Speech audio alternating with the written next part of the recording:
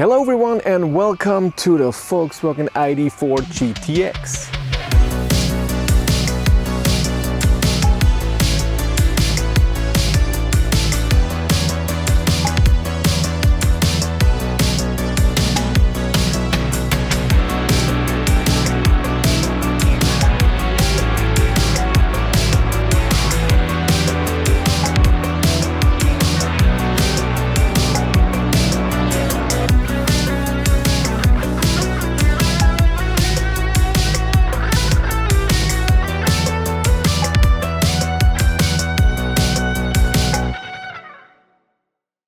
This video is supported by Tronity, a must-have for every Volkswagen, Tesla and Ford owner, but also for other brands. With the app or the browser, you can have an overview of your monthly costs, all of your trips, your average consumption, your charging session, your AC to DC ratio, which is awesome. And of course, there's a 100% tax-compliant driver's logbook, because every drive or every charging session, you can say it's private or it was for business. My viewers get 25% off if they use the link in the description below.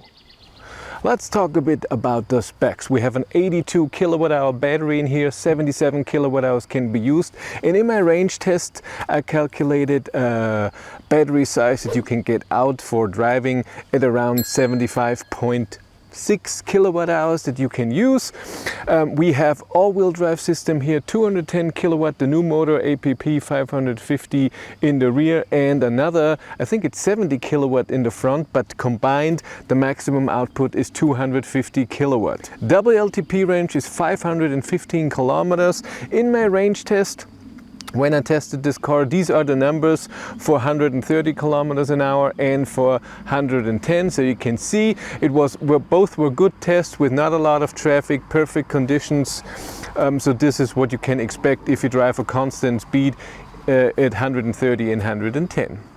Charging can be done AC with 11 kilowatt. In DC, we have a peak that I have measured of 181 kilowatt. That's on the charger. Into the battery will be 177 kilowatt, something like this.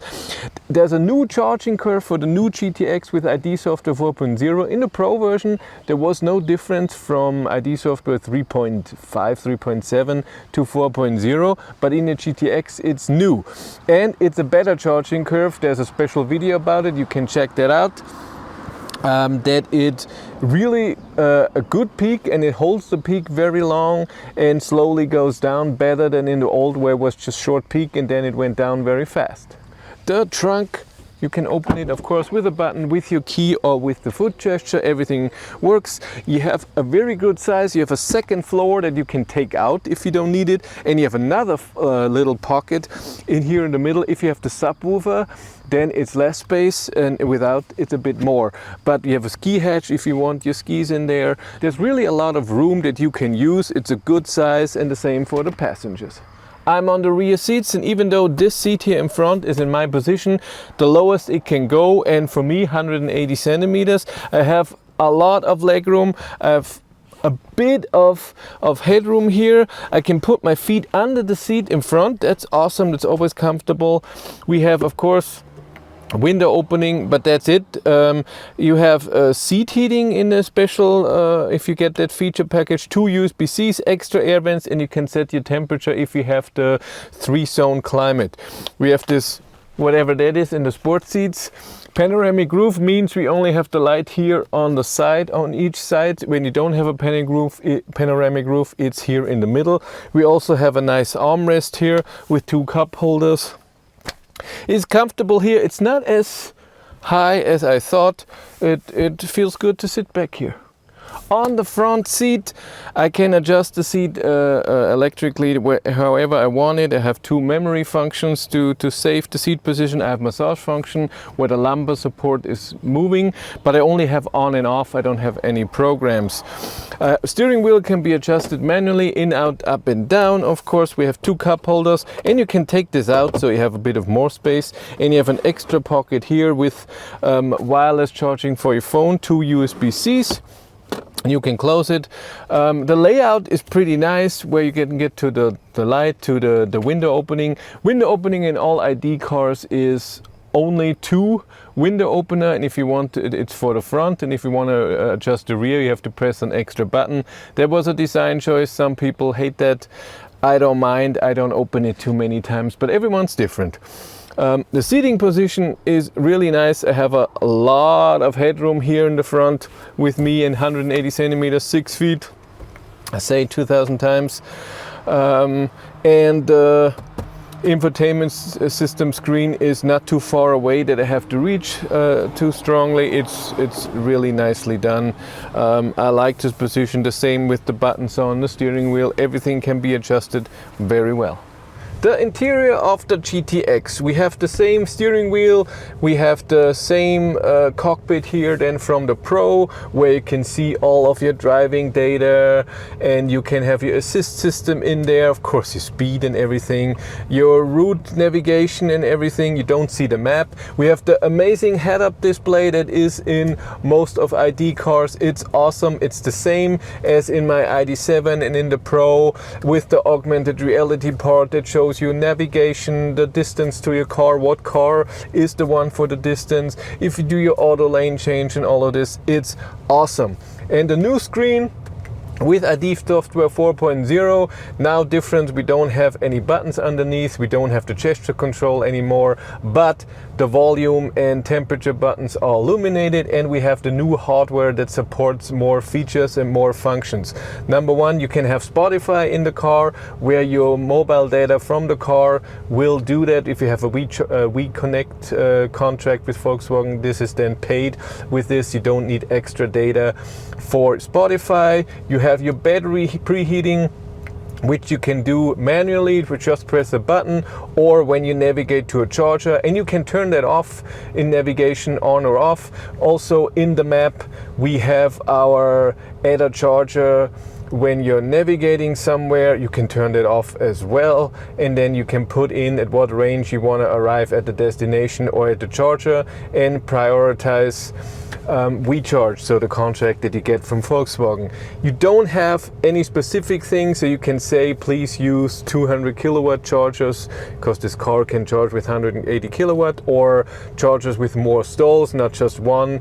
This would be awesome. I hope Volkswagen is working on that, but right now the choice of a charger is not that amazing, but the range is calculated very well, because it looks at what street are you using, highway or country road, is it going uphill or downhill, the weather, and how you drive. It knows that you drive very sporty, very fast, or very slow, and it adjusts to that very, very well. Steering wheel is also all Volkswagen, the new ones. On the left we have our cruise control and everything, and underneath the volume. On the right, control for your music, next or previous song, and then the view for our head-up display or our cockpit. With button up, you're in the head-up display, button down, you're in the instrument cluster, and then you can change the view, and you have your voice commands and your steering wheel heating on here. And with view it can be less if you don't like that. Since the gear change is not connected to the cockpit anymore, it's now here as in ID.7 and ID Bus before, but then the wiper control is now here on the left with the indicator. It's a bit weird and clumsy. It was better before, but that was a choice. But other than that, it works really well. Still in this software is the welcome screen, where you, because of the privacy settings, you have to press OK. This doesn't go away, it's always there until you press OK. The good thing is with ID models, you just have to press the brake and the ignition is on. The car is on. There's a start-stop button, but you don't need it. You can just go. And if you put the car in D, then means that you don't have regenerative braking. You only can do it when you press the brake. If you get off the gas pedal, accelerator pedal, you just move on without braking. If you do that again, you're in B, and then you have the strongest regen that the car can give you, which is not very strong. It's not very strong regen. You can control it very nicely. It doesn't bring you to a stop. When you compare it to other cars, the regen is very weak. Let's accelerate the Volkswagen Id.4 GTX. I'm in sport mode. I'm gonna go to a stretch. I have Draggy here, which measures the acceleration with GPS speed. And then we're gonna do it in both directions, because mostly the first direction it doesn't count because it's a bit downhill, but on the other direction it should be fine. Yeah. Ooh. All right. It's not good.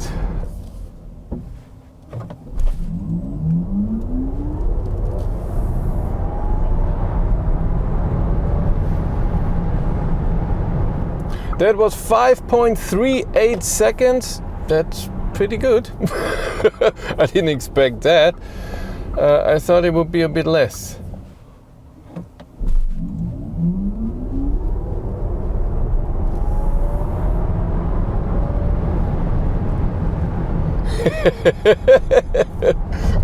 $5.37 seconds. So wasn't a mistake. It really works, and good acceleration with just 40 kilowatt more power.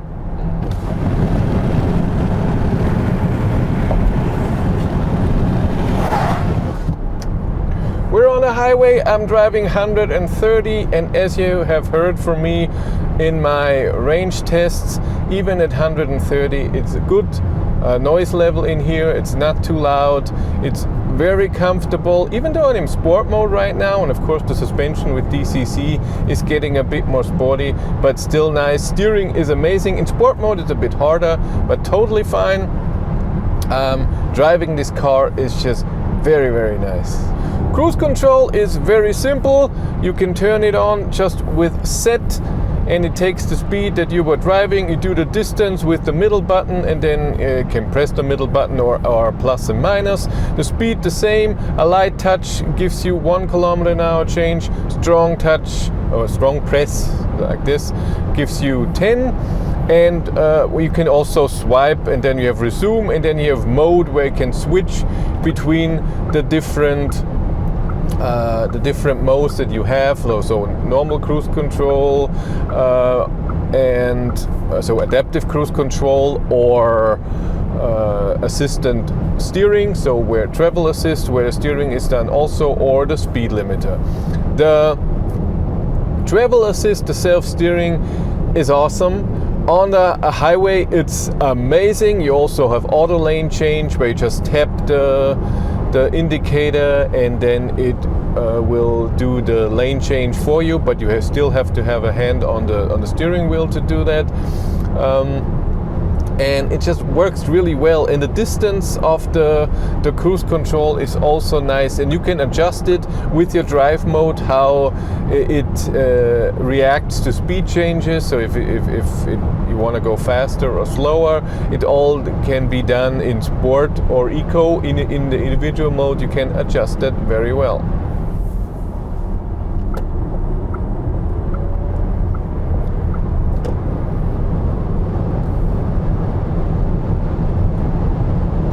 $150, it is louder in here significantly. When I have 21-inch wheels on there, possible it comes from the wheels, but it's still stable and comfortable. But of course 130 was better. Let's do top speed. 184 on the speedometer, that's all we have. So it's not different to the Pro, which is also 180. It's still very stable. I'm in individual mode right now, so it's still comfortable in here. It's not jerking around. I can drive with one hand on the steering wheel. I don't need two. The steering is not extremely direct where I have to, oh my God, what's happening? It's just awesome. You can drive the 180 for a while. If you want to follow me on Instagram, BatteryLife1, and if you want to support the channel, you can do that with Patreon. There's a link in the description below, or here on YouTube, you can do that with channel membership. But that's it for me. Thank you very much for watching. Have a great day and take care. Bye.